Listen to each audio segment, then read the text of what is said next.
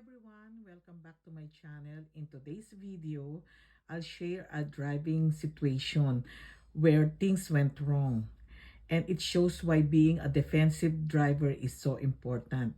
If you're new here, don't forget to subscribe for more real driving experience. So here's what happened. I had a green light, but another driver tried to cross even though traffic was full and not moving.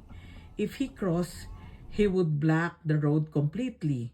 He even looked at me, saw that my light was green, and still decided to go.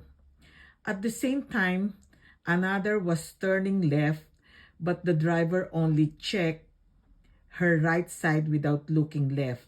So what I mean to say, at the same time, it's not really actual the same time. So what I mean to say, in another situation, her right side without looking on her left, and she turned straight in front of me. Luckily, I was paying attention and driving defensively, so nothing happened. But it really could have ended badly.